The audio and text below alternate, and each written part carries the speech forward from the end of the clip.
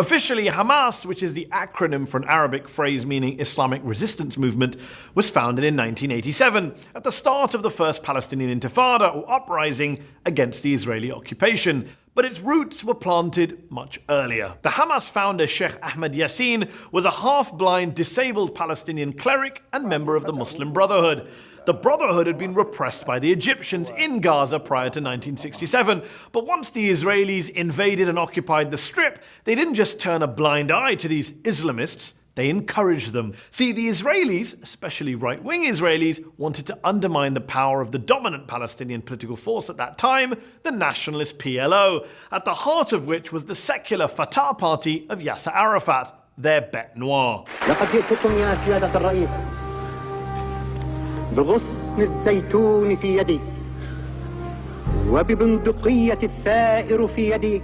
By empowering Sheikh Yassin and the Muslim Brotherhood, Israeli leaders thought they could divide and rule the occupied Palestinians, play them off against each other, secular nationalists against religious Islamists. So in 1978, when Yassin wanted to officially register his Islamic Association, which was basically the precursor to Hamas, the Israelis were only too keen to help. Yassin built and grew a network of Islamist social institutions across Gaza, including schools and clubs and mosques, and Israel helped fund some of those projects. Most American politicians have no clue about any of this, although the former Republican Congressman Ron Paul once made this point on the floor of the House. Hamas was encouraged and really started by Israel because they wanted Hamas to counteract Yasser Arafat. Arafat himself told an Italian newspaper, quote, Hamas is a creature of Israel. He even claimed that former Israeli Prime Minister Yitzhak Rabin admitted as much to him, calling it a fatal error.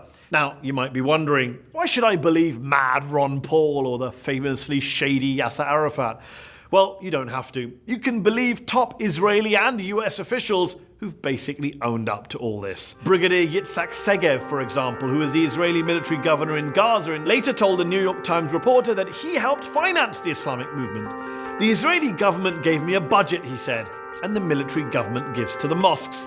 Colonel David Hakam, who worked in Gaza in the late 1980s as an Arab affairs expert in the Israeli military, has admitted that the original sin was Israeli support for Yassin in the late 70s. But at the time, he has argued, nobody thought about the possible results. Well, Avner Cohen did. Cohen was the Israeli official who was responsible for religious affairs in Gaza for more than 2 decades, and who now says, quote, Hamas, to my great regret, is Israel's creation. Yeah, Cohen's words.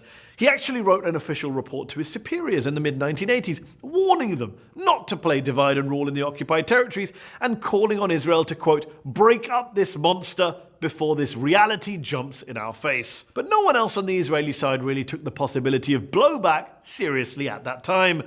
They never do they? Hamas has since killed far more Israeli civilians than any secular Palestinian militant group, and its leaders have been pretty viciously anti-Israeli and even anti-Semitic in their rhetoric. لن نعترف بإسرائيل. لا مكان لكم بيننا ولا مستقبل لكم بين الأمم. إنكم إلى زوال. Sheikh Yassin would eventually be assassinated by an Israeli airstrike in Gaza. Sheikh Yassin and its organization, the Hamas, are responsible to the killings of more than 400 Israelis. So the question shouldn't be why now. I think it should be why not before. Why not before? Well, because before, Israel was actually nudging and winking at Yassin and co., building them up as a rival to Arafat's Fatah.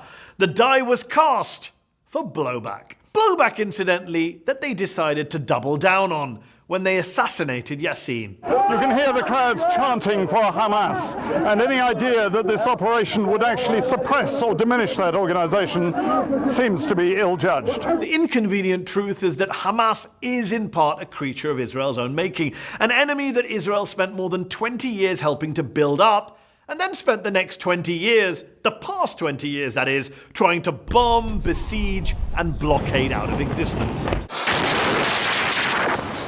The 3 Gaza wars fought by Israel against Hamas since 2008 killed around 2,000 Palestinian civilians and a dozen Israeli civilians. That's the real human cost of Blowback.